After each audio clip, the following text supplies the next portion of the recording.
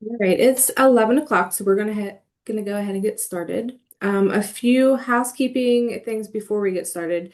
Please remain muted through the duration of today's session to limit distractions for our speaker. Your video can be on or off, whatever you're most comfortable with. We just ask that you um, be attentive to the material being presented. But my name is Allie Shipman. I am the Parent to Parent Program Coordinator here at the WVU CED, and you all are here today for our virtual speaker series. Today's session is Understanding Sensory, where we welcome occupational therapist and LEN training specialist, Dr. Amy Burt. So welcome, Amy. Hi, everyone. Thanks for making the time for listening today. Hopefully, you learned something new and just reinforce something you've already learned to know that you're on the right track. So that's kind of my goal. There's a lot with sensory, so I tried to pick things that I feel like would be valuable to different stakeholders in working with people who have sensory processing troubles. So here I am. Maybe if it advances. Here we go. Um, So some things we're going to talk about, I'm going to hit on terminology because I feel like no matter who you are, if you're a parent, if you're a grandparent, if you're a person with a disability, if you're a provider, if you're a student, to really understand the terminology is pretty important, to know what people are saying and then just to understand the meaning behind that terminology. I think really helps you dissect and problem solve and just figure out what solutions are or just to understand it better and maybe have some empathy or sympathy towards the situation. So lots of reasons for that terminology stuff. Um, we'll talk about different sensory responses and why some people benefit from certain inputs and why others don't. So again, it's related to terminology and really understanding how everybody's different and environment causes differences also, and how we can make that beneficial to people. Um, and then we'll talk about some different sensory stimulation ideas, and then briefly touch on sensory processing disorder. You'll see one slide that specifically talks about different disabilities that have sensory related concerns. So not too much time on that one because it's pretty global. So here we go. So to start us off, some common terms because I will use these throughout the session today. And just so we're all on the same page and that we're seeing the same terms. And again, if you know these terms and you can appreciate them and you're when you're working with people or you're caring for someone or you're a person that experiences these things, I think it just gives you a better insight into what you're dealing with. So the first one is hyposensitive versus hypersensitive. So just everybody think about something you're sensitive to. It could be clothing, it could be certain foods, it could be sounds. Every person, no matter who you are, has some sort of sensitivity. Okay.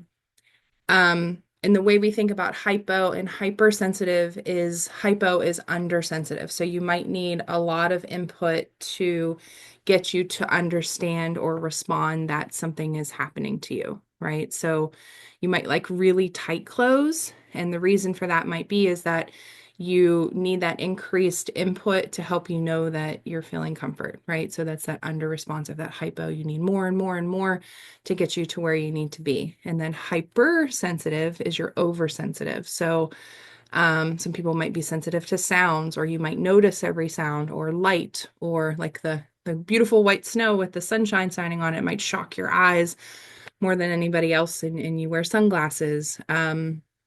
Right, so we all have different sensitivities. It's just how we respond to them and how we control our environment. So just kind of understanding the difference between hypo and hyper. And then the next one is responsiveness. So we talked about sensitivity, right? We all have sensitivities, and then hypo or hyper responsiveness. So this is how we're responding to the information. So am I overreactive? Am I underreactive? Do I not even notice it's there? Do I need a lot of input to recognize it's there? What's my responsive level? So you could have that sensitivity level where you're recognizing that stuff, right? But then your responsiveness is, do I notice that it's there? Do I need a lot more input to notice it's there? Or does a tiny bit of input alert me to say, whoa, I'm really overwhelmed? So just really understanding the differences between those terms. Um, Sensory integration and then sensory processing are very similar, and many times people use those interchangeably, but just to kind of understand the differences between the two. So, sensory integration, I have it underlined how we treat sensory processing deficit. So, it's really the intervention. So, sensory integration activities, sensory integration, someone who specializes in sensory integration. That's how we work with the person who's having sensory troubles. Okay. And then sensory processing is how we're handling the information from the environment, how we're taking it in, how we're processing it, right? The words make sense, but just to kind of get us all on the same page, because I'm going to say these a lot throughout the talk. And then regulation. So regulation is really important. It's probably the end goal for people who do sensory integration activities is to get that regulation in that person who's experiencing sensory differences. So it's normalizing the sensory response, right? It could be they're hypersensitive or it could be they're hyposensitive. It doesn't matter which one, but we need to get them regulated so that they're normalizing it, so they can participate, so they can talk to people, so they can learn in school, so they can sit at Christmas dinner. Whatever the thing is, we're trying to regulate it, right? So we all use regulation strategies throughout our day. If you're really overwhelmed, you might meditate. If you're feeling really nervous, you might bite your fingernails, right? So we all have different things that we do that help us regulate ourselves. Some of them are socially appropriate, some of them might not be so much. But so I'm a nail biter, right? But I'm in front of people a lot. So sometimes when I recognize myself biting my nails in front of people, I'll stop and be like, oh, this isn't the right time to bite my nails when you're in front of an audience, right? So I have that response, that recognition. And then many times that's what our goal is for folks who have different abilities is to help them maybe just recognize those cues. Okay. And then aversion and defensiveness. So these two can be interchangeable. There's different levels, like you'll hear therapists grade them, like min aversion, max aversion, different things like that. Or they'll say sensory defensiveness as a global thing, but this is essentially both an overreaction from sensory input, right? So I'm aversive to touch. I don't like when people hug me. I don't like cold foods, right? I'm aversive to those things. I don't like to tip my head back and get my hair washed. I'm aversive to movement or aversive to the feeling of the water on my face, whatever that thing is, right? So there's all different types of aversions for sensory. And then the last term on this slide is threshold. So I have that little picture at the bottom.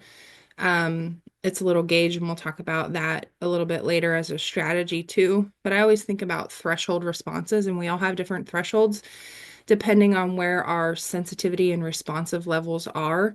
So it could just take a tiny bit of input to get me to that dress right level, or I might need lots and lots and lots of input to get me to that right level. So it depends on where your threshold is to get you to that feeling good. I'm feeling okay. I'm feeling safe. I'm feeling like I can pay attention. I'm not feeling sleepy. Whatever your experience is, you try to get to that threshold. So remember, it's different for everybody because it's very important to think about responsiveness and sensitivity.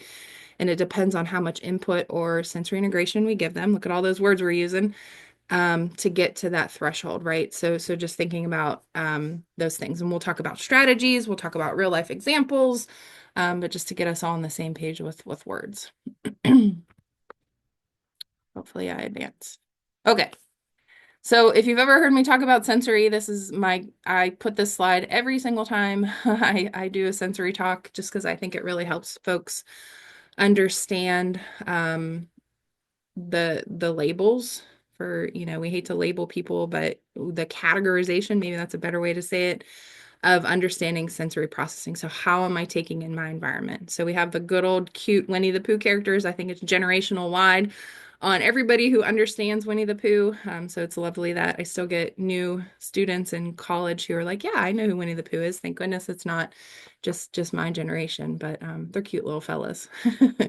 So There's depending on the model theory, what you read, there's different labels for these. This one's um, older, like more tried and true. It follows the sensory profile, which some of you may have heard of. Maybe your kiddos received that assessment in therapy, or teachers talked about it, or you yourself have implemented a sensory profile. So this language comes from that, from Winnie Dunn, who created these categorizations. There's also other ones that follow more complex categorizations. But usually when I talk to families and teachers and different folks, we use this one because I think it makes a lot more sense. Anyways, so the first one, under responsive or sensory seeker. So remember those words we talked about on the previous slide, right? So these are the kids who look impulsive, they look like risk takers, they look like they have no regulation, whereas really they do. We learned about threshold already, right? So they just have a different threshold level. They're on the go, right? They're seeking input. They might be seeking oral input. They're sucking on their shirt. They're chewing on their pencils. They're hand flapping. They're rocking back and forth. Um, they're eating spicy foods. They dip everything in ketchup, right? There's lots of ways that you can seek sensory input. And it seems like they just need lots and lots and lots of input to get to that nice threshold level, that regulation, which it seems like they don't have, but they do. They just need a lot more input. So thinking about our cute Winnie the Pooh characters, um, just think in your head about who you think would be a sensory seeker, right? So we'll pause for a little bit. And our friend, cool animation, is Tigger, right? He's moving and bouncing and trouncing and knocking people over, and he's just rolling in the, he just can't get enough, right? He's a mover and a groover. So these are the kids and I say kids, but this is generalized to population. I'm a pediatric occupational therapist, so apologies that for the past 20 whatever years I've worked with kids, so I always say kids. But this is definitely appropriate for adults too. So apologies if someone takes that the wrong way. It's not intentional, just Amy's brain. But he's a mover and a groover, right? But he can socialize, right? He'll take cues from his friends. He'll take cues from the environment when he has to maybe not be that risk taker or be impulsive. So he's regulating. The next category is low registration. So this is one that's not talked about a lot, but I think it's really important for us to understand how kids who seem like they are really calm, like they don't engage a lot, that it takes many times to say their name for them to respond, that they're hard to wake up, that they need lots and lots of reminders and cues to notice stimuli. They're just kind of present and they don't get excited, they don't get afraid. They're just taking it in, right? So these are our low registration kids. They do seem unmotivated sometimes too. Like a lot of times when I worked in the schools, kids would like lay their heads on their hands, they look slouched over, but they really were engaging. They just had this low registration level. Um, so thinking about folks who would represent this or match to our Pooh characters, goes to good old Eeyore, one of my favorite character. He's just real chill and calm and talks real slow. And even when he loses his tail, he doesn't get upset. He just asks his friends for help, right? So think about kids who are really like low registration. They might talk slower. They might move slower. It doesn't take anything to excite them. Maybe they don't get excited at their birthday parties or whatever the case is, but they truly are. They just have this low registration level. And then the next category is over responsive or sensory avoiding. Again, interchangeable. So these kiddos look cautious and fearful, and they don't seem to engage in activities. They're very afraid of new things that are unexpected. They like to know what's going to happen next before they decide if they're going to do that thing. Um, they're the kids who watch on the playground. They're the ones who might be like really test their clothing before they put it on. Um, they might put things in check before they engage with them, right? So they're cautious for a certain reason, whatever that sense is that they're engaging, right? So I always call these kids maybe a little bit more nervous. So that should probably give it away with our little Pooh characters. He looks happy right now. But Piglet, he's our nervous guy, right? The wind blows, he's afraid. The woozles, the thought of the woozles really freaks him out, right? So just all that fearful, bringing back childhood memories for everybody right now. So Piglet's our sensory avoider, but he still engages, right? So his friends surround him with support and he's ready to go. And he's like, okay, I think I can do this when he dips his toe in the water, right? So him just being aware that he needs that additional environmental support. So thinking about that, right? And we'll talk about different strategies for all these different levels. So we have four folks in the picture and we have three categories. So the one that didn't receive a line drawn to them is our friend Pooh. So thinking about how we would um, maybe recognize Pooh's sensory processing abilities, I would label him as neurotypical, right? So even though I said earlier, all of us have sensory differences. However, although we have sensory differences, we know how to respond. We know how to quickly regulate. We know how to adapt to different environments. People who have sensory processing challenges struggle with that. They might need additional cues. They might need additional time. They might need additional input. They might need strategies in place before they even get to that situation, right? So a neurotypical individual can do that on demand, right? We all have to do that through our days. Life is not easy. It's tricky. If our days went as planned every single day, then right, it'd be a lot smoother sailing, but we have to adapt to change. So we'll say neurotypical is Pooh, where he can make that adjustment really quick. He might get overwhelmed, but he can adjust to that feeling of overwhelmness without causing strife on his body. Okay. So hopefully that makes sense. Hopefully it clears up some of the terminology. Hopefully you're thinking of some kids or your own child or yourself might where you fall into this um, and those layers of complexity. So in thinking who would experience these differences, and this is not an end all be all list. I could put traumatic brain injury on here. I could put people with dementia on this list. Um, all sorts of different disabilities have sensory processing differences. Okay, so most common in the research is autism. That's where you relate it mostly to. I'd say most kids, if not all kids, probably all, because it's part of their diagnostic criteria, but it's at different levels is autism. So people with autism experience sensory differences, right? It's a known fact as part of their diagnostic criteria. People with Down syndrome also have sensory differences, both hyper and hyposensitive responses. So don't think it's just related to Down syndrome. There's people with cerebral palsy, people with ADHD, vision, sensory differences when it comes to vision and hearing. Like I said before, traumatic brain injury, anything that alters the brain, there's a difference in sensory processing, right? Because our sensory abilities come from our brain. So anytime there's any differences in that, you'll see that opportunity for it. Although some of them, again, have that higher incidence rate of experiencing sensory differences, everybody has that. Sensory processing disorder is listed at the bottom. It's not an official diagnostic label disability. But if you work with therapies, they'll say someone has sensory processing disorder. You don't have to have any other developmental disability to have sensory processing disorder. I've worked with a lot of kids who who didn't have a disability like ADHD or autism or whatever's on the list. And they came in with extreme sensory differences. So they would have a therapeutic diagnosis of sensory processing disorder. So just kind of understanding that difference between all those things. Sometimes you'll see people titled as having autism and sensory processing disorder. Sometimes I think about that, like if it's an extreme sensory difference, then probably that clinician gave them that sensory processing disorder diagnosis, just to help people understand that there's a really big difference in their sensory abilities. So just kind of knowing those diagnostic labels. Okay. And then the big thing, I've said it many, many times, we all have sensory differences. It's just how we regulate. So as you're going through your day today, or even right now when you're listening to me, you might not like my voice.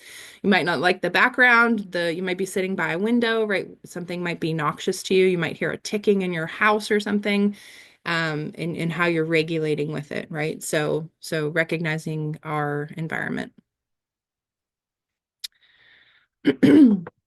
So also foundational, and again, I think it's really important just to help people and understand your child and understand the people around you to understand the eight senses. So We'll spend a little bit of time on this just so you can see the official like definitions of them and what they look like in life and different things like that. So you learn really early on, probably preschool, kindergarten, that we have five external senses, right? Little kids know this pretty well. So we have sight, hearing, taste, touch, and smell. And in parentheses, I have the fancier words of what those are that you might see if you're reading something. So all five of these categories, every person has an ability with. However, we can be impacted by these with sensory processing challenges. The thing to keep in mind is that makes this so hard, and probably some of you are like, I just can't figure this sensory stuff out because it's so confusing. You're not wrong. It is very confusing because number one, we have eight senses. Number two, if you go back to that slide with all those terms, we can be hypersensitive or hyposensitive to a mixture of these senses, and then it could change depending on the environment we're in. So it's complex, it's hard, it's not easy. So my goal in having people understand sensory is to know it's complex, but to be able to piece things together and just make that little relief, that little solution that could really help someone manage their regulation and adapt that environment. So I get it. It's hard. I'm maybe considered an expert at it, but I'm not an expert at it. Still practicing. Still, I still see people who I'm like, well, I got to figure this out. I got to get more data. I got to piece it together. So don't feel like you're failing if you can't figure it out because it's very complex with all these different line items that make a person who they are. Okay. So I don't think I'm going to describe the five external senses because I think we all know those, assumingly. If you need a little bit of help on them, feel free to throw something in the chat. I can explain a little bit more. But hopefully we have a good base for that. I'd like to spend a little more time on the internal senses. Um, so the three internal senses, vestibular, proprioception, and interoception. Interoception's a little bit newer in the literature when you're thinking about sensory processing. So this one you might not have heard of, but if you're receiving therapy or you're reading about it or you're learning about it or you're engaging with people who know about it, you probably know about it now because it's been around for maybe 5 or 8 years now. So vestibular. Vestibular, we always think about movement, right? So how do I tolerate movement? The big thing to remember about vestibular input is that our responses are in our inner ear. So anytime I move my head, I'm changing the position of my ear, which then changes the response of my vestibular system. Okay. So something else to think about, we looked at that list of developmental disabilities that experience sensory processing challenges. Many of those kiddos, when they're younger, they have frequent ear infections. So if you're having frequent ear infections, you're probably having scar tissue in your ear, which then impedes how your ears are functioning, right? Which then impedes your vestibular system. So many times we always ask that, like, do they have pressure equalizing tubes? Do they have fluid in their ears? Do they get frequent ear infections? Do they have allergies that might impact their ears, right? So that really helps me understand how their system is affecting their vestibular responses, right? Because illness adds another layer that makes it a little bit more complicated. So again, vestibular is movement. Anytime I move my head in a different plane, if I'm laying down, I can feel that movement. If I'm spinning, I can feel that movement.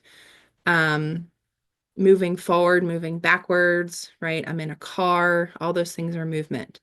The other component of vestibular that sometimes people don't think about is balance, right? So balance actually has two things. It's also proprioception, but vestibular is also balance. So when I'm walking up the stairs, I need some vestibular and proprioceptive input to help me maintain that balance while I'm walking up and down the stairs.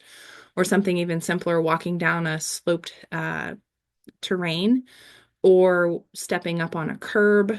All of those require vestibular senses. So think about kiddos or people who I'm going to do better and try not to say kids all the time. um, Vestibular senses that just it just looks awkward, right? Like, why did you have trouble with that? I don't understand why that caused you a little bit of trouble, right? So maybe they're feeling dizzy, maybe they're feeling off balance, maybe they're feeling just out of sorts. Maybe, they have an ear infection, and that could be causing that deficit in balance. So just kind of thinking about that a little bit more. The second internal sense is proprioception. So this one also has two parts of it, pressure and position in space. So my proprioceptive input is in my muscles and my joints. So I have these receptors that are throughout my body and my musculoskeletal system that allow me to understand the pressure I'm giving something and the position my body is in space. Okay, so it's all those different receptors throughout my neuromuscular system that say, hey, this is what you're doing and this is where you are. So first one is pressure. I think about a really easy example is, so I have this plastic cup here, right? I can squeeze this cup pretty hard and it's not going to squish. I know it's pretty heavy because it's filled to the top with water. So I know how much pressure to give in holding this cup appropriately because my proprioception is intact, right? I can say I have to squeeze this. If I would be holding a styrofoam coffee cup, I could not squeeze it as hard as I was holding that one because I would crush it, right? So my proprioceptive ability is saying, hey, this is lighter, it's more forgiving, it's not as heavy, I can't squeeze it. So my proprioception is like, hey, just hold this gently, just enough so it doesn't fall out of your hand, right? So that pressure you give. So think about people who hug too tightly, right? Um, or people who don't like when they shake their hand, they squeeze, squeeze, and they don't realize they're hurting you. It's different from a firm handshake, right? So that pressure, that regulation, that understanding, I am giving, transferring my input to somebody else, and it's providing that pressure, right? And then the second part is position and space. This is probably the more common one I see, especially working with kids where they have lack of proprioceptive awareness, that they have challenges with position in space. So not knowing where their body is in space. So I could put my arms out, you can't see my whole screen, my arms out um, in a T from my body, right? And I could tell you that my fingers are straight out, that my thumbs are facing forward, that my back is a little bit arched without looking at my fingers, without looking at my scapula, because I can feel where my body is in position in space, right? So a really good test of this is like for kids who let me take a step back. So position in space is just knowing where you are. They could look clumsy, they could look uncoordinated, they might have trouble kicking a ball. They could even have, it looks like uncoordination, which is a little bit different from like motor coordination, fine motor coordination, gross motor. You really have to think that it's sensory, but they just can't coordinate things, like buttoning buttons, like kicking a ball is a really common one. Sometimes kids who have trouble with handwriting, maybe they're writing with a lead pencil and they're always breaking the lead off the pencil. That's a lack of proprioceptive awareness because they don't know how hard to push and they don't know position and space from pencil to paper, that they might be pushing too hard, breaking crayons, right? So those are examples of not recognizing proprioceptive input. Okay. So hopefully that gives you a good picture. Now, what I was going to say before is a compensatory strategy that you'll see a lot for people who have proprioceptive challenges is they'll compensate with vision. Okay, so think about that for a second. My vision can tell me how far away I am from something, and then I can move my body to react to it. So I see a ball coming to me, I can use my vision to say, okay, wait, wait, wait, wait, wait, kick the ball, right? I don't just rely on my proprioceptive input. A little thing, a thing that I use, a really quick test that I use when I'm looking at proprioception, if they're compensating with vision, like I'm looking at like, wow, they look really uncoordinated, or wow, they're really having trouble moving through space, or wow, it looks like they don't really know where their body is when I ask them to do something new or unfamiliar, is I'll have them stand on one leg and they can stand on one leg with their eyes open. And many times what they'll do is they'll stare and focus on a target point on the wall or at a person or something like that. And they're compensating with their vision to say, I have to stay right here. So if my eyes move this way, I know my body's moving. So then I have to fix it, right? So they're compensating with their vision, their visual input. So what happens is someone who has lack of proprioception is I'll ask them to close their eyes. I'll say, okay, now we're going to stand on one leg for 5 seconds with your eyes closed. So picture what you would think. If they're compensating with their vision, now their vision's gone, they fall over within a second, right? Because they don't have that compensatory strategy. They can't make up for that lack of awareness of where their body's in space with their vision. So they're plopping over, right?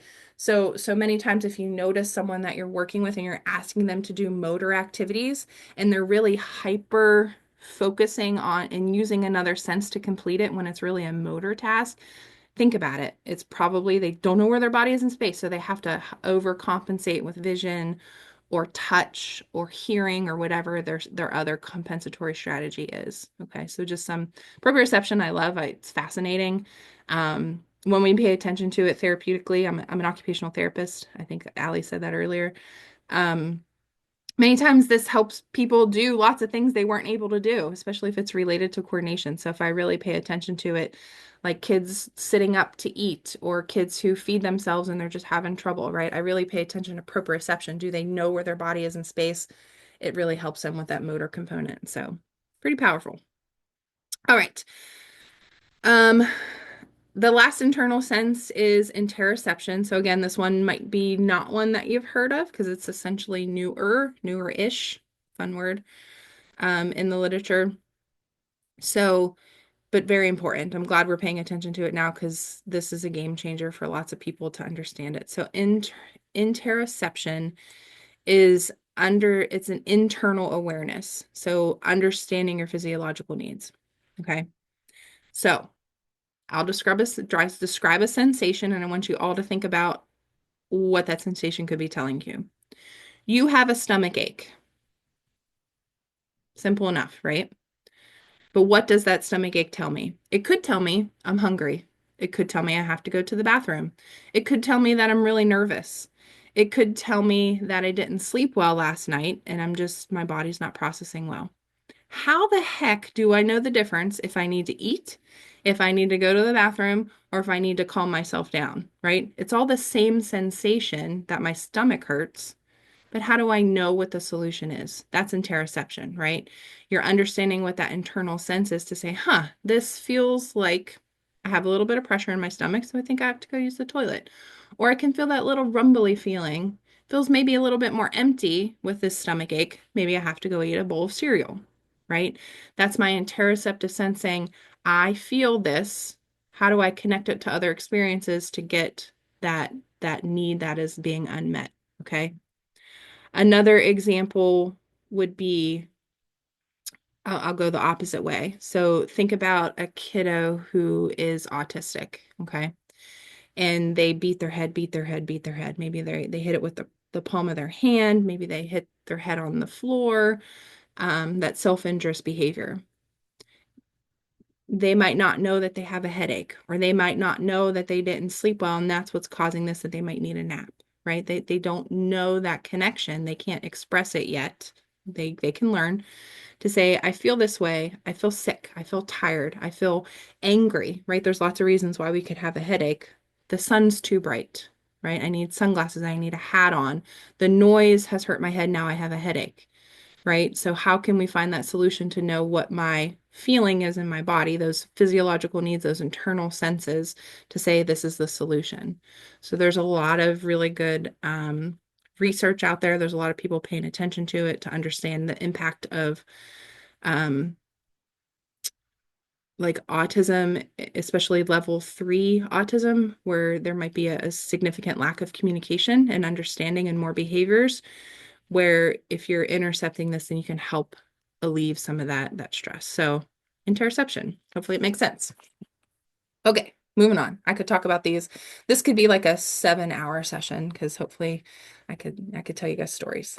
So, all right. So, what impacts sensory processing? So, I mentioned earlier that really any disability that has a brain difference will have sensory processing challenges, right? So, any brain difference, it could be um, congenital, it could be from an accident, it could be from a disease, it could be developmental, right? There's the reason why they have a brain difference is not important. But because all of our senses come from the responses of our brain, right? Cranial nerves and all those really good things. Um, when we have that brain difference, we're going to process input differently. Okay. So we talked about that list earlier. It's a lot of developmental disabilities. Again, autism has one of the more frequent or it's essentially everybody who has some sort of sensory processing challenge. But again, it's other things that happen from accidents and disease like traumatic brain injury. Okay. So just understanding anytime there's a difference in brain, you should probably think about sensory processing. Okay.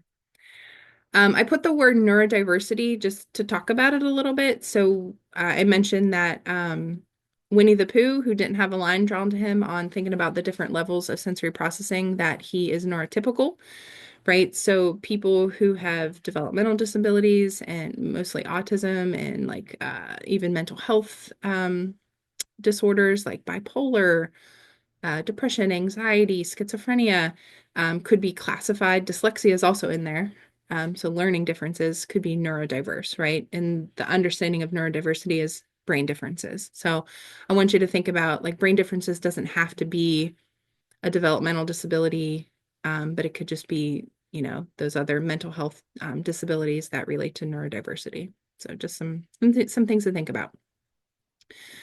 Also, what impacts sensory processing are other people. So we are all in each other's environment right now, right? Even though it's on the screen, I'm interacting with you. Hopefully, you're learning something or a few things and finding this useful. You're hearing my voice, right? You're watching me move on the screen. I love to move and talk with my hands. So I'm in your environment and I'm impacting maybe how you're responding to me. Okay. Where you are in your own space right now, you have other situations happening. It could be the things in your environment. Maybe you have pets with you, or there's other people. Those things impact your sensory processing. So, again, that layer of challenge where you're like, okay, I can get this kiddo to regulate really, really well at home. But when they go to school or when they ride the bus, blah, everything just explodes. Why is that? They're using the same strategies. We've done the same prep work. They're doing everything the same. It's a different environment. There's different people, there's different smells, there's different movements. The weather's different, right? The heater's probably on or the windows down on the bus. All those things impact folks who have sensory processing challenges. So it's very complex. So for us to anticipate that, or just to understand like, hey, let's give you different strategies, almost like a decision tree to really understand it. It's impossible. But if we help with those regulation strategies, right? If you feel this way, then you can do this, it might help a little bit, right? So just expecting or knowing that they might not regulate 100% like they do at home or wherever their best regulation space is. But they might be able to regulate 20% and it's going to help them a little bit, right? But the environment, the people in it really impacts it. So I just want to talk about smell a little bit more because this is one that I don't think we pay enough attention to. My kids, I have 4 kids. My kids make fun of me, and I think it's maybe like a superhuman mom thing, but I can smell things. I think I'm like a superhero. Um, so noxious smells, pleasant smells, just differences in my house. When my kids didn't let my dogs out, I'm like, you guys, the dog peed in the house somewhere. Why didn't you let them out, while I was at work? Um, so just noticing that hyper response. People who have that will notice different scents in people, like using a different laundry detergent, using a different body lotion, maybe food that they eat. Like I'm really sensitive to different ethnic food smells. And I can notice them from far away if someone's cooking them in a microwave on a different floor in the office, right? So it's just this weird superhuman thing that I have. Um, so think about that, right? So I've had kids who've been more abusive to someone because they've smelled different, right? So when I was a pediatric therapist in outpatient therapy, we always were told never to wear scented lotions. So think about the shampoo that we wore when we would have a tougher caseload. Like I had a kiddo who had bacterial meningitis and had a traumatic brain injury from that. And he was very sensitive to smell. So I really had to be mindful in how I got ready in the morning to be able to work with him successfully. So I can tell you how it's very underlooked to think about, okay, I've done everything else. Like, what's the difference in this situation? It could be something as simple as you had a mint in your mouth or you whatever. Okay. So just thinking about that idea. Other things that impact sensory processing is how you are feeling. So how that person with sensory processing differences is feeling emotionally, physically, mentally, wellness, the fun goodness of hormones in teenage land when kids are like, what is happening to my body? I really don't understand this, right? Um, So how are they feeling? It goes back to that interoceptive understanding and then also putting it together, right? So you might be more irritable during certain situations if you didn't sleep well last night, if your body hurts from playing your soccer game last night, right? You're probably like, I don't want to listen to you right now, right? So what does listening have to do with physical not feeling well? You're just feeling that irritated, right? I always say it's like sandpaper scratching over your body. You're just not having it. So just kind of be mindful of that if a kiddo hasn't ate or hasn't slept well or their clothes are uncomfortable or they're fidgeting a lot or maybe the parents are fighting at home, or maybe there was a change in their household, or they have a substitute bus driver. I've had that a bunch of times with kiddos who won't even get on the bus when they have a substitute bus driver, right? Those are different emotional, mental levels of wellness, and things could just be, they could be more sensitive to input. So just understanding that it could be that too. Basic needs being met, sleep, hunger, are really common. You'll see these with kiddos who might be in foster care or kinship care, where they have that additional ACEs or adverse childhood experiences or trauma related to certain situations. So just really thinking about all those other impacts that could affect sensory processing when your basic needs aren't being met. Okay, we didn't talk about that group yet. Um, and then I've expanded on this a lot, but worth saying again, the amount of sensory happenings in the environment all at once, right? So we can't control what other people are doing. We can't control what the environment looks like. When you go to Walmart, is it crazy busy or is it a really nice light night that you can get through the aisles and get what you need, right? You can't control that stuff. So the amount of sensory happenings that are coming, that's going to impact that person's sensory processing. So something else to think about if there wasn't enough yet. But hopefully you're getting the picture that this is hard stuff and it's hard to piece it all together. That just because someone um, craves oral input, it's just not the easy solution of maybe giving them something to chew on, right? You got to think about all these different things and these different layers that could be impacting that person. So that might be why that sensory strategy is not working because we forgot about all these other things that are coming into play, and then we can help our person better. Um, so sensory versus behavior, hard to tease out. Um, my challenge to you all, no matter what your role is in life, is not to make everything sensory. Okay. We have to remember that some things are a behavior response. Okay. Aversion can be a behavior response because I've gotten a reward that once I showed aversion or refusal, that I got the desired thing that I wanted. Okay. So it might look like they're aversive to it or sensory aversive to it when really it was a behavior response or a learned response. Okay. Um, So, kind of some strategies to think about this. What happened before the child reacted? Um, so the behavior literature talks about ABCs of behavior, and those ABCs are antecedent, behavior, and consequence. So the antecedent is the thing that happened before. I offered my child broccoli for dinner when they really wanted chicken nuggets, okay, and French fries. Antecedent. I offered them the food that I made. Behavior is they lost their ever-loving mind. Okay. They threw the food, they refused, they sat crying at the table, whatever that refusal looks like, right? It could be aggression, it could be just sadness, it could be whatever the behavior is, right? We all have behaviors. It doesn't always mean negative or bad. And then what was the consequence? The consequence is how the environment responds to that behavior, which then either cycles back into enhancing the behavior or minimizing or extinguishing the behavior, right? Consequence is so important. So if I offered, we'll say chicken broccoli Alfredo, we'll go fancy dinner, not just broccoli. Okay. Chicken broccoli Alfredo, this maybe the smell was bothering the child. They have a behavior response. They cry, they throw the food, they vomit, whatever that response is. The consequence is I could take the food away and then give them chicken nuggets and French fries, right? That's the consequence. That's the response. What happens next time I offer them a food they don't want? They're probably going to do the same behavior. They'll gag, they'll throw up, they'll cry, whatever the thing is, because they want that same reward or consequence again. Oh, every time I do this, I get my chicken nuggets and French fries. So I'm going to do it no matter what the food is. Okay. That's the consequence. The other way you can go is no, you have to take one bite because this is what dad made for dinner. And I just want you to take one bite. And then once I see that you're done, then I'll give you some chicken nuggets, right? That's going to be a totally different reinforcement of behavior. Okay.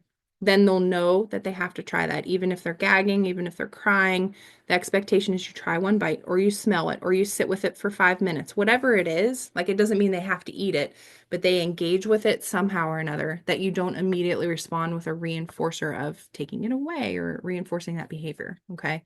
So always thinking about that for all situations. What caused this kiddo to react? And there's a lot of strategies that get past this. We'll talk about social stories and anticipating the day or visual schedules, right? Those are all really great things to help them anticipate the day as much as you can, because that's impossible to do 100%.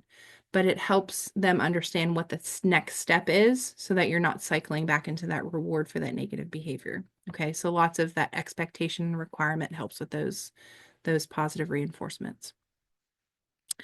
The next one is what actions does the child have during their reaction? Okay, so I'll give on the next slide, I think it is, I'll talk specifically about sensory, like how to really know what it is. But all the things listed here, hitting, throwing, gagging, yelling, shutting down, not engaging, or stimming, all could be sensory or behavior.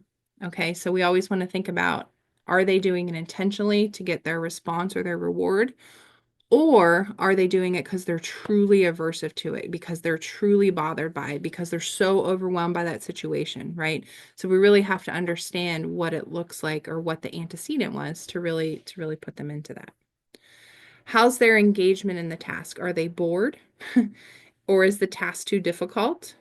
Do they have the prerequisite skills or the baseline skills developed to be able to do the task? Is it something they just simply dislike, right? Or do they have trouble with that transition? Maybe they really love to color, but the transition threw them off because they were playing in the kitchen. They're like, I love to play in the kitchen and I could do this 24/7, but you made me stop and you want me to do my second favorite task? Wait a second here, right? And you might not have given them that ample ability to transition, and then we'll know that that's more of a behavior response. So always thinking about that. I should add to this another bullet point of temperament. So a child's temperament also goes in here, right? They could be someone who is a go-getter, who will do anything that is asked of them, right? Really simple to parent. Or they could be a kid that's oppositional or a challenge. I was that kind of kid. I was like, well, you need to tell me why I need to do this before I even think about doing it, because my brain has other plans. And you need to give me the reasons why, right? Those why kids. That was Amy Burt or Amy Kurowski when I was little. So really thinking about, is it their temperament or is it a behavior? So child temperament's a whole different ballgame. That could be another presentation for you all. And then the last one, which is probably the most important, I might have said that multiple times, but this one truly is the most important: communication barriers. Okay. Frustration with misunderstanding or they disagree with their requests. So even if I'm verbal and maybe my cognitive processing or my expectation is different from yours, that's a communication barrier, right? Or we're nonverbal and I'm taking you to the fridge and you get me orange juice out. And I did not want orange juice. I wanted my milk. But you gave me orange juice because we're low on milk and we needed milk for cereal for tomorrow. And I'm really mad because I really did not want that orange juice, right? That's a communication barrier because I can't say all the stuff I'm saying to you right now and I'm shutting down because I'm misunderstood and then I'm going to have a meltdown, right? That's behavior related to communication barriers. So think about that. If you have a child who is misunderstood or you're just not matching their expectations, maybe it's a communication need. And the big thing I'd love to tell people is it doesn't mean that they're nonverbal. Kids who are verbal can also have communication deficits, right? Communication is so many things. It's our gestures, it's our matching things to what someone is saying. It's the connection between the person we're talking to. It's clear, precise communication, right? It's just not verbal versus nonverbal. So sometimes there's picture cards, or sometimes there's stories, or proximity communication where I'm bringing you to something that I want, right? So using multiple modes of communication really help break down those barriers. So don't think just because a kiddo talks or a person, we're going lifespan, right, Amy? that communication is not. So always just pay attention to that. Was it because I misunderstood them and they had their meltdown? Maybe so. Okay. That's a big one. So as promised, here's a little bit more clear to really understand a sensory difference. Okay. So this is what I let me say that again. What I look at when I'm working with families in my team to understand sensory differences. So it wasn't an unexpected response. So many times we try to anticipate or we try to challenge someone like, I'm going to challenge you to do this thing and I'm expecting actually you to not enjoy this and maybe refuse me, but I didn't expect you to vomit, right? Or I didn't expect you to break down in tears, or I didn't expect you to do whatever the reaction was. So it's almost that unexpected, like, whoa, where did that come from? Or it could be like the most simplest thing, and then they're like doing like smelling the crayons or licking the crayons, right? That's someone who is seeking input and it's just unexpected. So it's not always that avoiding input. A really, really big one is physiological in nature. So what I do, and you guys can all do this, you don't need to be an OT, is you watch for those physiological responses. Are their eyes watering? Does their skin color change? Do they start to rub their hands because their hands are getting clammy and they're nervous? Okay. Those things that we can't control, like sweating and tears and our heart rate going up, breathing faster, many times we can't control it. Those are physiological responses and that's stressing our body out. And to me, I'm like, they're having a sensory response. We are overwhelming them. Let's take a step back, everybody, and let's give them some regulation space. I'm going to help them regulate. I'm going to help change the environment. I'm going to do whatever to help them feel better, right? We we can control our physiological responses, but it takes effort. And for children, this is really hard, children specifically. Um, so just paying attention. Another one related to that, it's not physiological, but I look for this all the time and it really tells me if it's stressing their system out, is extension patterns. So if you see like finger splaying, that shows me their body's not having it. Anytime your body is in a sign of extension, that shows that your neurosystem is not loving what you're doing. Okay. It's tried and true, like anybody who's had like a brain injury, spinal cord injury, many times their body goes into extension before it comes into that nice flexion because they're like, ah, spaz, neurosystem, bad, bad, bad. Everything goes into extension. So finger flailing, shoulders coming back. Sometimes we'll see their feet go into extension. Another really big one, especially with eating, is their lips will come back, like they'll do this extended pattern with their jaw and their chin. So just noticing like that's, it doesn't have to be full body. It could be just the little thing. Like we'll work with babies who are having trouble with breastfeeding and something's going on, that their tiny little fingers will go into extension. And I'm like, something's happening with their system right now. We got to put them into a nice regulatory space. So paying attention to that body position really helps us know if they're stressing out. And that's uncontrollable, then we got to give them some sensory input to chill them out a little bit, okay, to help them regulate, meet that threshold. So really big signs of physiological response in that extension response. Um, Other big signs versus sensory versus behavior is that fight, flight, or freeze. Okay. It's do you feel like arguing and fighting and flailing and just being oppositional? That's that fight. Flight is ignoring, running away, throwing the food, um, not participating. That's the flight response. Or freeze is like statue or like, I'm not participating, right? Refusal. Are they doing it because they're protecting their system or are they doing it in a behavior response? If you see it happen quickly, or if you see it unexpected, or if you're like, if the environment is set up to maybe not trigger that, then it might be more of a sensory response. Okay. So again, that's all natural. That's a physiological. That's a quick response. So just recognizing they're having a sensory thing happening right now. Okay.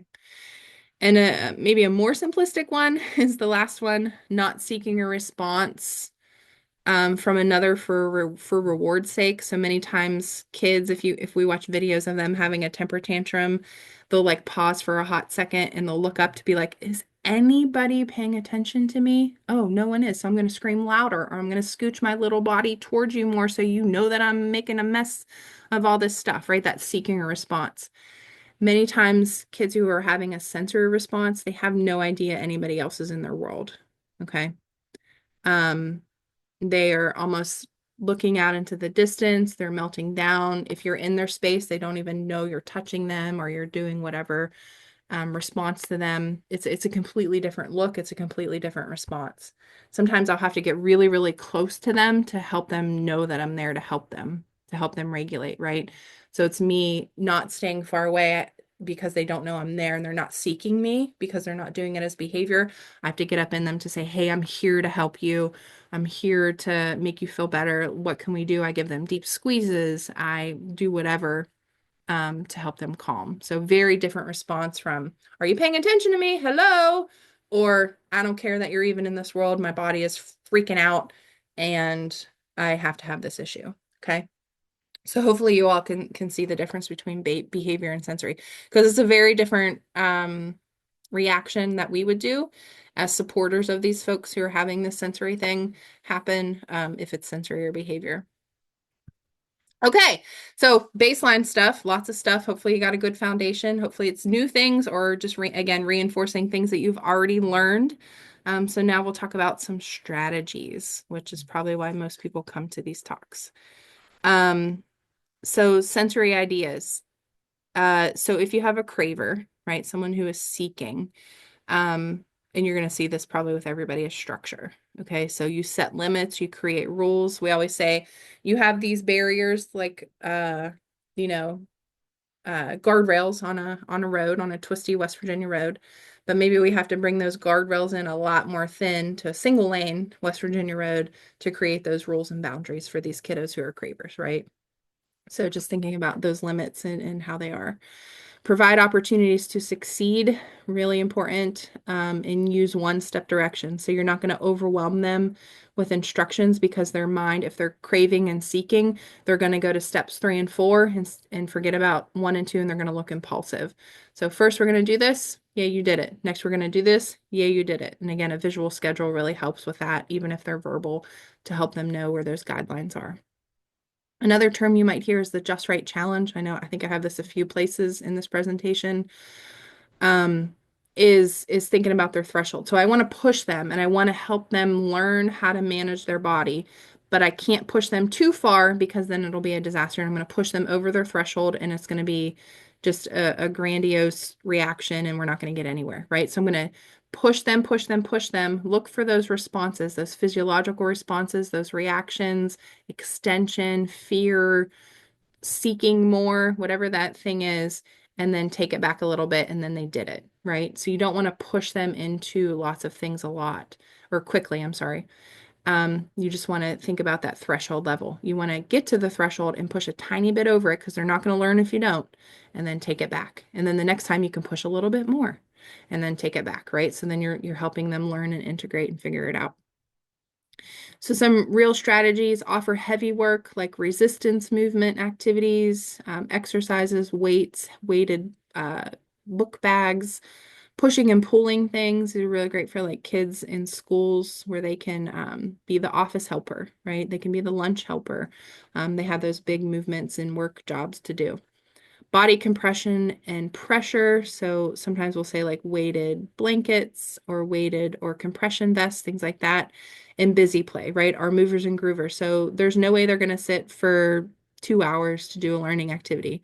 So maybe they sit for 20 minutes and then they have 5 minutes of play. And then they sit again for 20 minutes and then they do something really, really active in movement. So they're getting that craving out and then they know that they have to sit, right?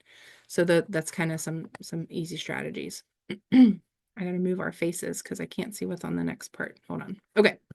So sensory avoiding suggestions. So these are our piglet kids, right? They're nervous. They look like they're not engaged. They do want to try, but they're just overwhelmed by it.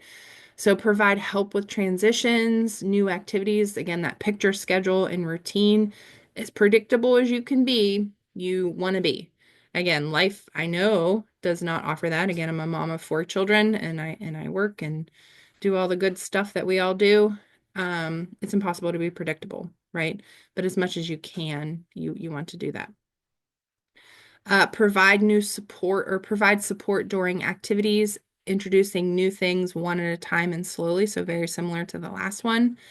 Um, be aware of the desire for personal space from others and touching things. So I many times work with people to help them be able to communicate like, hey, you're too close to me. I prefer a little bit of distance. I'd love to play with you, but can you give me a little bit of space, right? So thinking about instead of hitting the kid or throwing the toy or not playing at all with that other person. So just understanding that personal space, it's a good advocacy skill. And then for people who are sensory avoiding, exploration is really important. So for kids who are aversive to sound, maybe they're the ones that turn the sound on, right? They push the button for toys or they put the batteries in the toys, right? And then they can explore it on their own where you're not the one managing it. They're the one controlling the situation, they're exploring it, and they can control that response to that item. If they're aversive to foods, maybe they're the one that scoops the food from the bowl onto their plate, right? They're exploring it in different ways. They're smelling it, they're scooping it, they're touching it. They don't have any expectation to eat it. So there's many ways to do exploration with people who are avoiding. Um, Another example would be like playground stuff. So maybe they push their teddy bear on the swing, or maybe they just push the swing with nothing on it and they're seeing it move, and that's just enough for the day, right? So you're breaking it down to smaller tasks where you're like, I really want them to be able to play in the playground. Pushing them to play on the playground instantly is not the solution. They're going to continue to avoid and be fearful. So you want to break it down with that exploration. What can we do? Those smaller steps, it's chaining, to help them be able to engage. Okay. So just piecing it together. Chat, I want to look. Okay, someone had to go. Just wanted to check my chat. Not, I didn't want to ignore anybody. So low registration activity, we related this to our friend Eeyore in the Winnie the Pooh folks. So when I work with people who have low registration, I always think about what can I do for activities to excite to get them up, up, up, up, up, right? So loud movement, lights and colors, lots of smells, maybe massage, right? Something to get them excitatory to bring up their awareness or their excitement. So you want to think about movement and sound and touch and smell and all those senses. So you're almost like hyper activating the senses to get them to engage. You also want to increase their awareness of their body. So you can play like Simon Says, or you can put weights on their limbs to say that they're moving, right? So you're increasing that awareness of those tasks. Increase awareness of the environment and the people in it. So I'll narrate a lot. My coworkers do this a lot too. They're excellent. That when someone's in their environment, I'm telling the story of everything that's happening, just so we can, and again, you can't be predictable of everything, but my narration is actually predicting things, right? Oh, Miss Jen just walked into the room. Look, she brought some paper. Oh, Miss Cassie just came in. She brought you your mac and cheese. Oh, let's eat it. Look, it's yellow and it comes in a blue bowl, right? So I'm increasing that awareness of the environment, and I'm overwhelming them with all the senses and the description as much. So narrating environment is such a good, valuable thing for, I would say, avoiders and these low registration kids. And then schedule again, right? So everywhere we see a schedule is important. Again, doesn't have to be just kids who are nonverbal. Schedules help with everybody. And then think about their schedule, like their schedule order, particularly for low registration. So do I do excitatory stuff before I have them do sitting stuff? Probably for low registration. But when you think back to that person who's a seeker, that's a terrible idea, right? You want to have them sit and then reward them with that movement, because they're seeking it. So you just think about that order and how it could really jazz up their sensory responses. Schedule, schedule, schedule, everybody. Okay.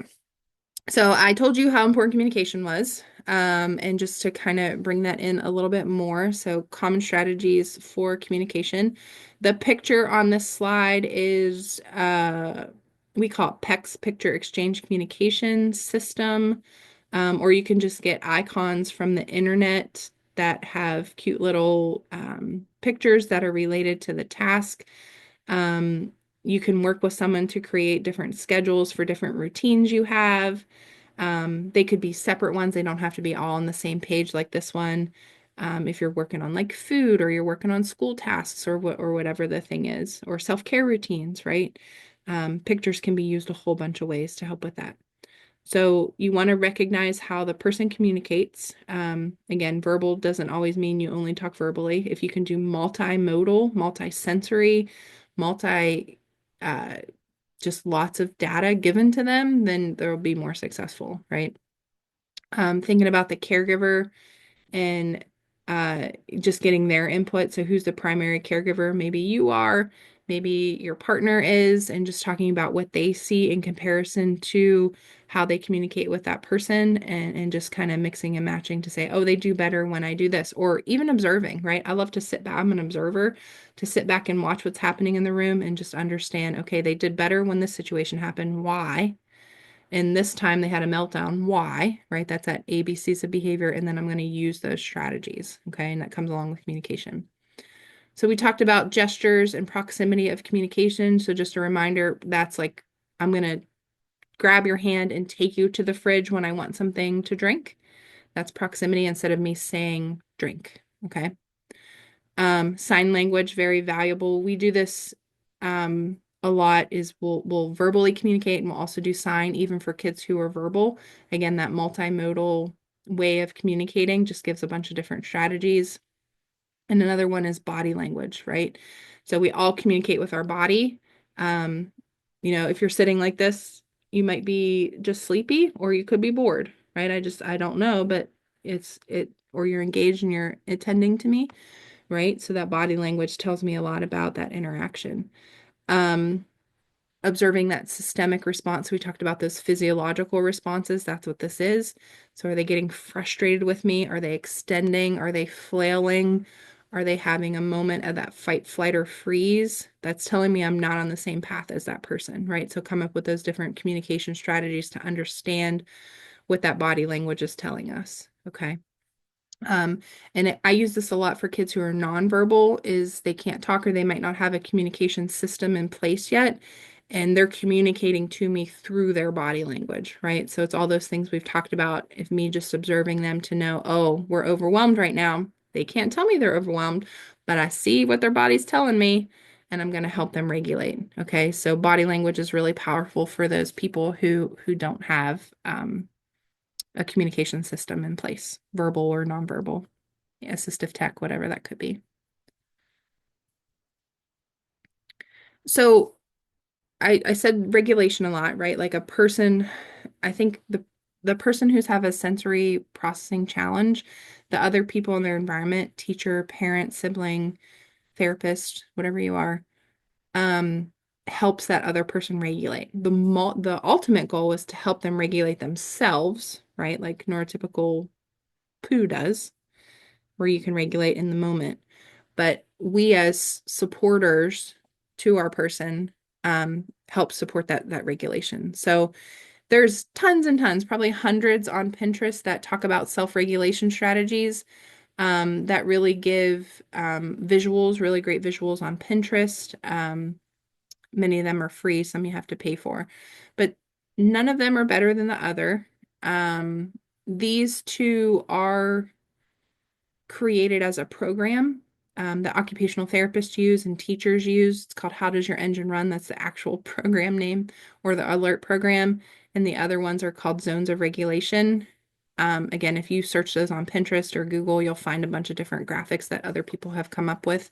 It's a really great way to add that multisensory technique to understand where their threshold is, and to bring recognition to where they are at the moment. Okay, so right now, Allie, I see that you are running high. I see that you're this race car, and we need to figure out how to get you down to just cruising in our blue car. What can we do to help you calm down and feel more in control of yourself, right? That's what I would say.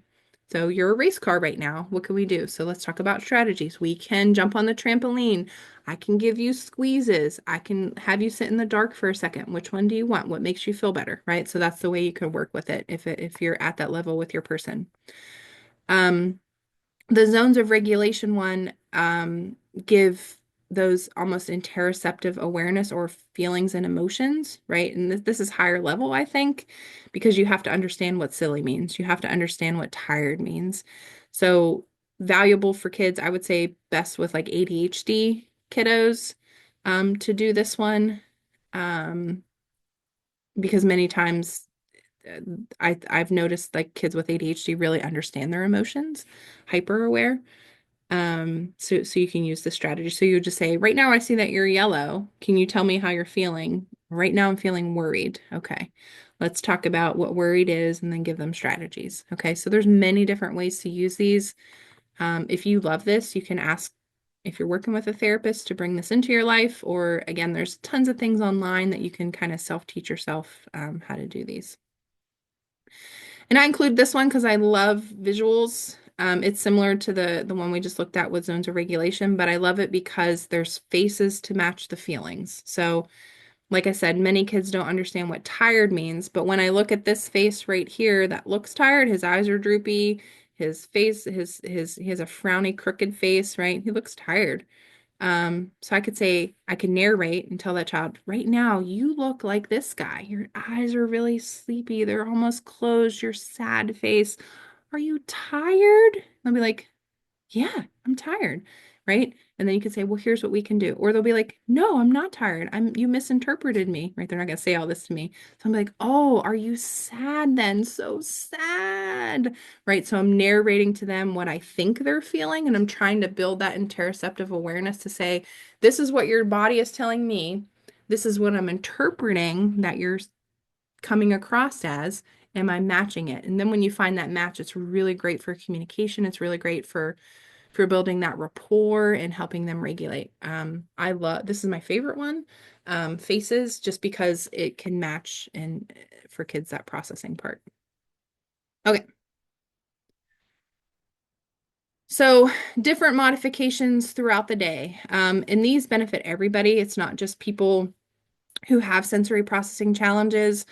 Um, but they're really useful strategies, and you might already use these. Yay, you. But they're the thing I always say, it's sometimes it's the simplest thing that makes the biggest difference. Have a variety of seating options. Why do you have to sit at the table to do your homework? Right? That's not a really big rule. I could tape the homework paper to the wall, although they don't get paper as much, it's all on computers, right? And I could do my paper on the wall because I love standing up and I just feel better with that position, right? So just kind of thinking about, or maybe I'm sitting on a ball, or maybe I have to sit on a really high chair and I love to hunch down at the table like a bar or something like that. So really thinking about those different seating options. Have items for different inputs, so touch, movement, heavy work to use freely. Like, and you can narrate again, like, oh, I see that your body needs a break. How about you go pick something to do? There could be touch, there could be movement. I'm going to set the timer for whatever you want, 2 minutes, 5 minutes, whatever works for you. Um, and you can have your break, and then you're going to come back again, right? You're narrating, you're telling them the schedule, and then we're going to work again for whatever time, right? So just being aware and being supportive. Have space with decreased sensory input. This is impossible for my house, but we do our best to find a calming space. Usually it's my kiddos' bedrooms that give them the most peace because there's six of us and two dogs, where it's just chaos all the time. So if someone needs to chill out, where do they go, right? My oldest son has ADHD and he regulates in the shower. So he'll take like if he's having a rough day, he'll take like 3 showers a day because it's his space. He loves that water. It's quiet in there. He'll play music or he'll actually shower in the dark and it really helps him have that space. So just thinking about what you can do in your house to create that space. Or maybe it's just a part of their bedroom. Maybe they have a chair near their closet and it's not facing the window, right? Just thinking of a space that has decreased sensory input um, to help you come up with those strategies.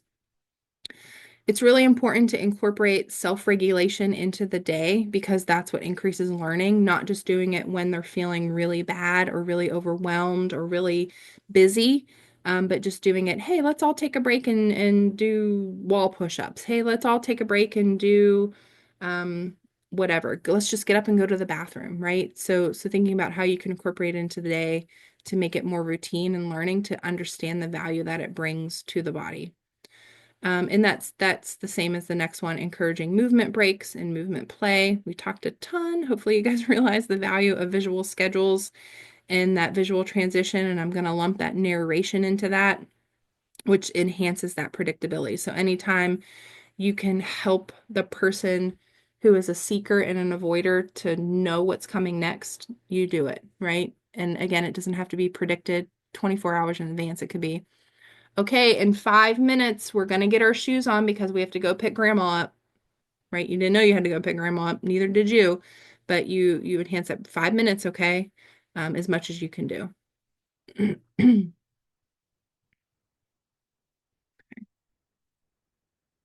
Looking at the chat again.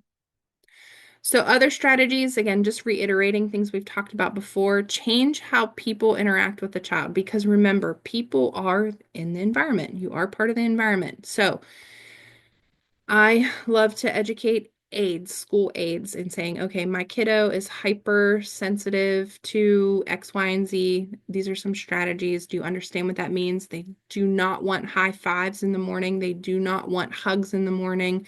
That'll just set their day off the wrong way. Let's come up with another strategy. Right. So having people really understand that terminology because people are the environment and the environment was what impacts sensory processing. So if we get everybody on the same page to really understand it, and then by noon, maybe it'll be all hugs and smiles and love-ins. But right now, when they first start off, it's not working for them.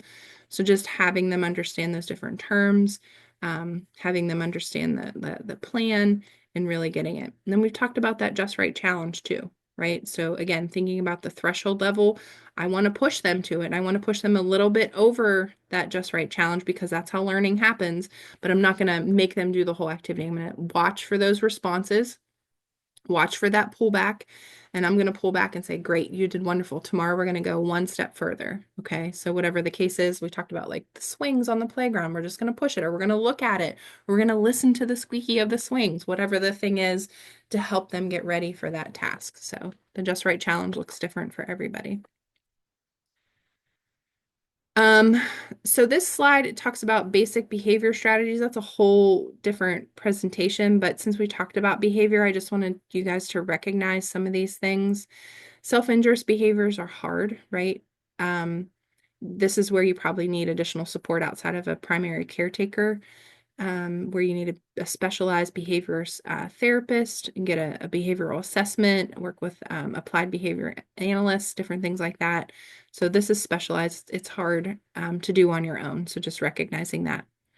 Non-cooperative behaviors, right? That slow and low, that introducing, follow the child, what's the child led, and then make it more what you want to do. Some good examples of this are kids love choices, like kids who are non-cooperative love to be in charge and make choices. So I'll give them two choices. However, the two choices are the two things I want them to do. Okay. The two choices won't be homework and video games because that kiddo is always going to pick video games, right? Because they love video games. They're never going to pick homework. So I would pick, do you want to do spelling or do you want to do math? You have to pick one. You're in charge of what you pick, but you tell me what you want to do first. Okay. So that many times giving them that child-led experience or those opportunities for choice really help with non-cooperative behaviors.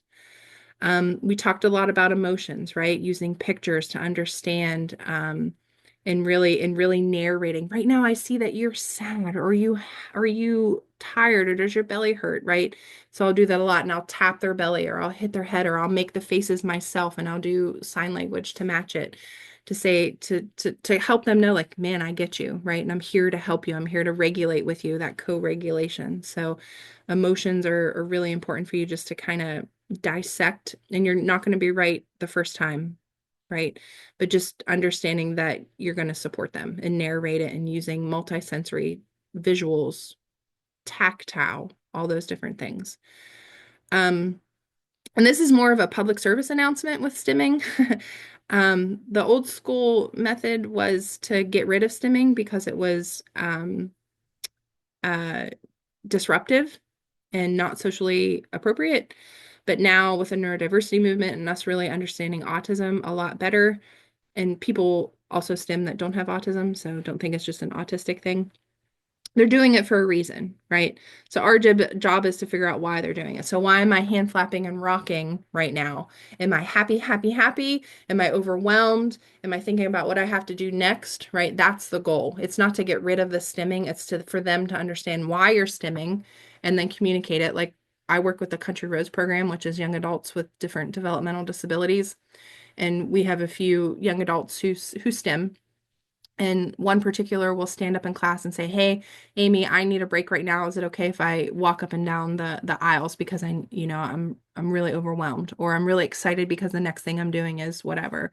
So for them to be able to communicate that, to me, that's an A plus. Good for you. And again, it's not appropriate in all situations. Like if he was in a class with 80, excuse me, 80 other students, that probably wouldn't be appropriate. So then he would excuse himself to go to the bathroom and then maybe do it in the hallway and then come back and engage, right? So really developing strategies around stimming and the purpose of why are you doing it and how could we make this more appropriate for the situation.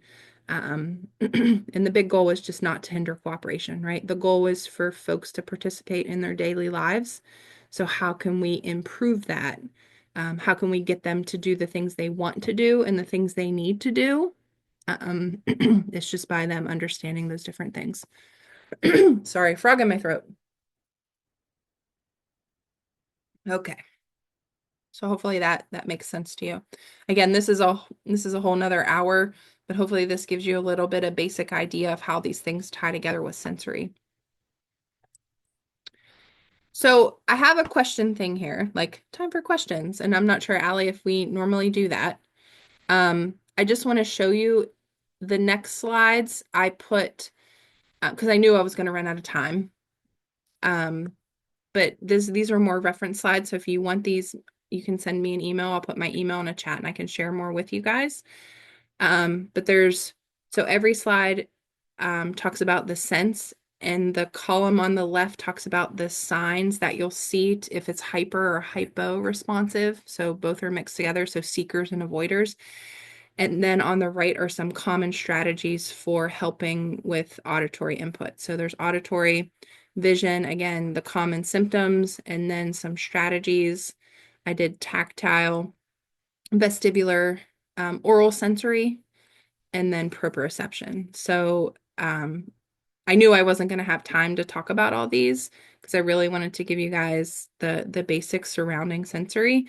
But the big thing to know that I do is I kind of watch what's happening and I do the thing myself. So what are they feeling like? And then I try the pressure vest and I see how it makes me feel. And then I'm like, okay, it provides this. It's almost like a grand experiment. That's what I always tell my students. You're experimenting essentially all the time with sensory. So understand how it makes you feel, then you can understand how it might help somebody else. Okay.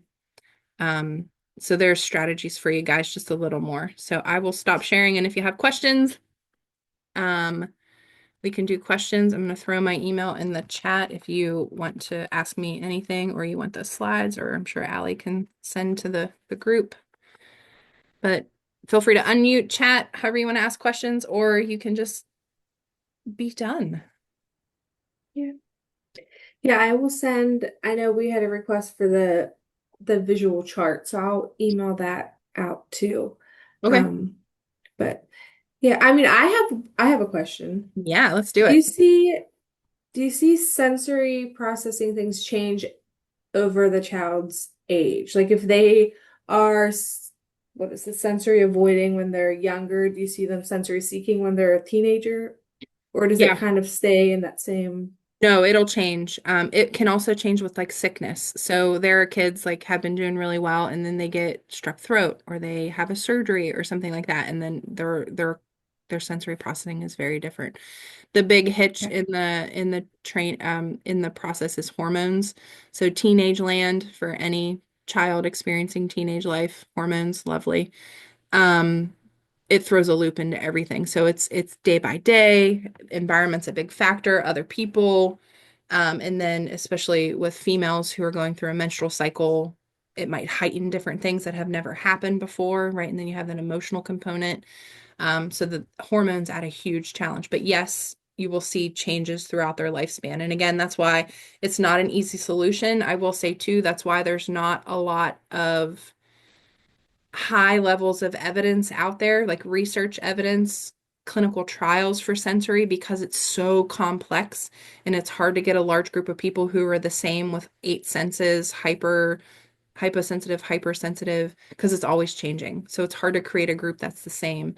So it's very individualized. So Allie, yes, it changes and it's hard. And again, you just use these strategies. You observe, you tr I'm telling you, visual schedules, narration, kind of getting that multi-sensory approach with those different faces and those different reactions are really important too. So Okay. those can stay consistent for the different for all those changes. Excellent Okay. question. Thank you. Yeah. Hey, I have a question. Yeah. Hi. I have a 9-year-old kiddo, so with autism level 3, Hmm. ADHD, and he is obsessed with the emergency alarm. The Yes. Mhm. And he successfully poured the alarm in our center one time. Hmm. So we have figured out that's kind of like sensory needs because Hmm. he really likes the high-pitched sound. So we give him some like the door alarm and a wet headset to listen to those alarms or just watch the video if he has that kind of needs. But all this replacement make remind him of pulling the alarm Yep. whenever or wherever he sees that. Yep. So I'm seeking some like So solution for him. yeah, I would think of something similar. I Hmm. love the replacement is a great idea, but maybe not making it an exact replacement of that sound. So it's not the alarm sound because he's going to be like, I love this alarm sound. I'm going to forever love it. So I want it in real life. But think of Hmm. something that is that high pitch opera singers, um, right? Different noises in the environment, dolphin sounds, those Hmm. squeaks and chirps, which are still that maybe that he loves the high pitched or the maybe the monotone, consistent frequency sound. So I would think of things that would mimic that, but not be the emergency sound, right? And we always think about that social appropriateness, which who cares if people are socially appropriate? Um, but it's more of getting it that match than saying this is actually a hazard for you. But how can I fulfill that need by making it more social appropriate? Does that make sense, Soya? Yeah, a lot. I love the dolphin sound. Yeah. So and possibly some whistles sound Yep. that it can, It's probably the frequency that he craves and also that yeah. the consistency of the noise, right? The But he rhythm, that's the also, word. yeah, he also has a visual sensory needs for that Mhm. red alarm kind of Oh, thing. sure. When he draws, he always draw in red and say file. So for that sensory need, how can I replace it? Yeah, so they actually make pens or pencils with blinking red lights on them. Hmm. So he's drawing with red, but he also has that stimulation of the blinking light on the tip of the pencil or pen that could provide that specific input and that feeling. Um, And sometimes behavior, right? So I would also make this not just a sensory need, but a clear behavior. So thinking about that ABCs of behavior, what's that consequence after? Am I anticipating him doing this? So do we walk on the opposite side of the hallway? Do I put like him against the wall, then myself is between him and the fire alarm, right? So thinking about how to extinguish it, but not just thinking sensory, but also just changing the environment to reduce the incidence rate of that experience. So yes, at school at our center, we did have some like natural consequence. We hold hands, make Yep. make him just have something in And hand. and you can even like post rainbow colored buttons on the wall on the opposite side. And when you go, you hit it red, orange, yellow, green. We're at Miss Celia's office. Yay! You touched all the colors, or if he's learning to spell his name, right? So Mhm. A-M-Y, you spelled your name. Great job. Let's go in Miss Celia's office. So he's still getting that push and he's still doing this stuff, but you're making it more Mhm. functional when it's not like true function, but you're doing some purpose behind it.